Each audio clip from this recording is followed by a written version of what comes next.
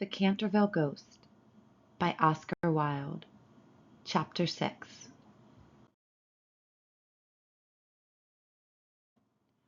About 10 minutes later, the bell rang for tea, and, as Virginia did not come down, Mrs. Otis sent up one of the footmen to tell her. After a little time he returned and said that he could not find Miss Virginia anywhere. As she was in the habit of going out to the garden every evening to get flowers for the dinner table, Mrs. Otis was not at all alarmed at first. But when 6 o'clock struck, and Virginia did not appear, she became really agitated, and sent the boys out to look for her, while she herself and Mr. Otis searched every room in the house. At 6:30, the boys came back and said that they could find no trace of their sister anywhere. They were all now in the greatest state of excitement, and did not know what to do, when Mr. Otis suddenly remembered that, some few days before, he had given a band of gypsies permission to camp in the park. He accordingly at once set off for Blackfell Hollow, where he knew they were, accompanied by his eldest son and 2 of the farm servants. The little Duke of Cheshire, who was perfectly frantic with anxiety, begged hard to be allowed to go too, but Mr. Otis would not allow him, as he was afraid there might be a scuffle. On arriving at the spot, however, he found that the gypsies had gone, and it was evident that their departure had been rather sudden, as the fire was still burning, and some plates were lying on the grass. Having sent off Washington and the 2 men to scour the district, he ran home, and dispatched telegrams to all the police inspectors in the county, telling them to look out for a little girl who had been kidnapped by tramps or gypsies. He then ordered his horse to be brought round, and, after insisting on his wife and the 3 boys sitting down to dinner, rode off down the Ascot Road with a groom. He had hardly, however, gone a couple of miles when he heard somebody galloping after him, and, looking round, saw the little Duke coming up on his pony, with his face very flushed and no hat. "I'm awfully sorry, Mr. Otis," gasped out the boy, "but I can't eat any dinner as long as Virginia is lost. Please don't be angry with me. If you had let us be engaged last year, there would never have been all this trouble. You won't send me back, will you? I can't go. I won't go." The minister could not help smiling at the handsome young scapegrace, and was a good deal touched at his devotion to Virginia. So leaning down from his horse, he patted him kindly on the shoulders, and said, "Well, Cecil, if you won't go back, I suppose you must come with me. But I must get you a hat at Ascot." "Oh, bother my hat!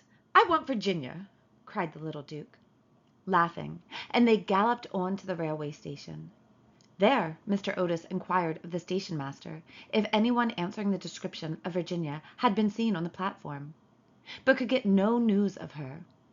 The station master, however, wired up and down the line, and assured him that a strict watch would be kept for her, and, after having bought a hat for the little Duke from a linen draper, who was just putting up his shutters, Mr. Otis rode off to Bexley, a village about 4 miles away, which he was told was a well-known haunt of the gypsies, as there was a large common next to it. Here they roused up the rural policeman, but could get no information from him, and, after riding all over the common, they turned their horses' heads homewards, and reached the Chase about 11 o'clock.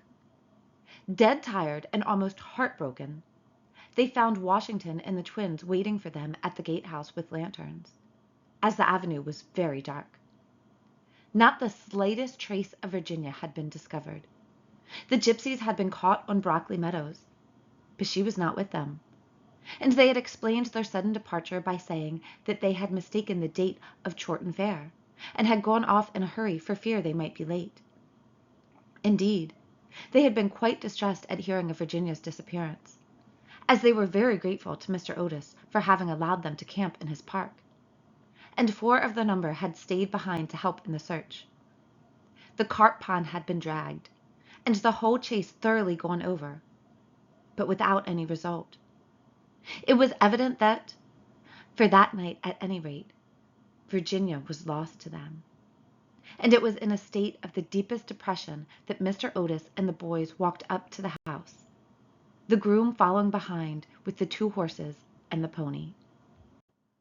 In the hall they found a group of frightened servants, and lying on a sofa in the library was poor Mrs. Otis, almost out of her mind with terror and anxiety, and having her forehead bathed with eau de cologne by the old housekeeper. Mr. Otis at once insisted on her having something to eat, and ordered up supper for the whole party. It was a melancholy meal, as hardly anyone spoke, and even the twins were awestruck and subdued, as they were very fond of their sister. When they had finished, Mr. Otis, in spite of the entreaties of the little Duke, ordered them all to bed, saying that nothing more could be done that night, and that he would telegraph in the morning to Scotland Yard for some detectives to be sent down immediately. Just as they were passing out of the dining room, midnight began to boom from the clock tower, and when the last stroke sounded, they heard a crash and a sudden shrill cry. A dreadful peal of thunder shook the house. A strain of unearthly music floated through the air.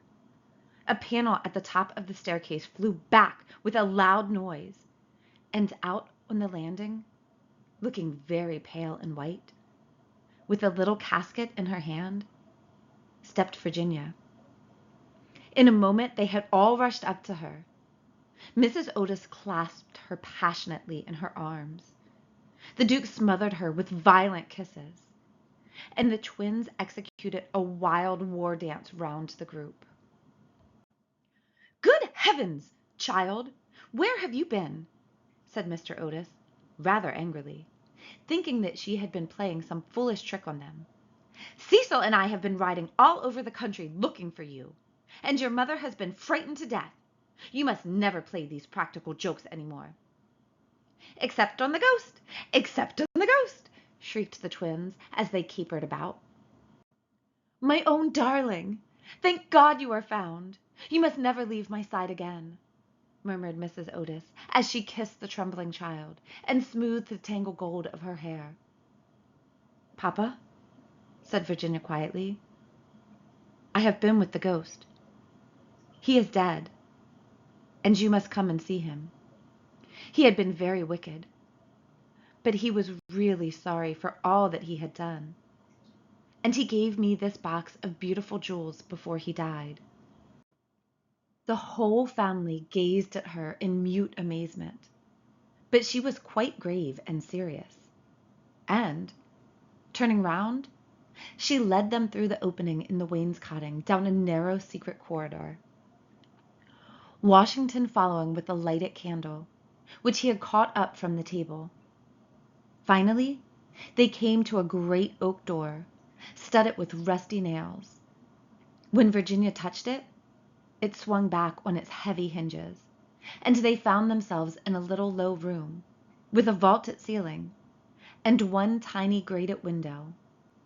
Embedded in the wall was a huge iron ring, and chained to it was a gaunt skeleton that was stretched out at full length on the stone floor, and seemed to be trying to grasp with its long, fleshless fingers an old-fashioned trencher and ewer that were placed just out of its reach.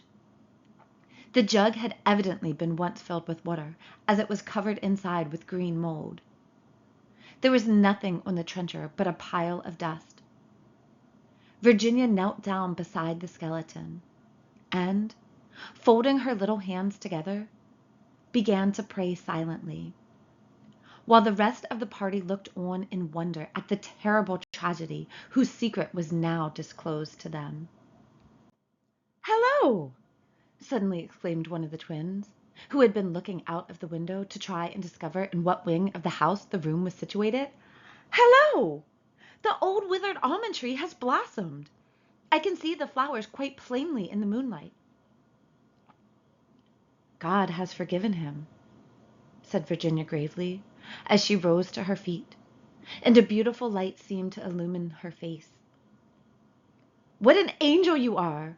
cried the young Duke, and he put his arm round her neck and kissed her.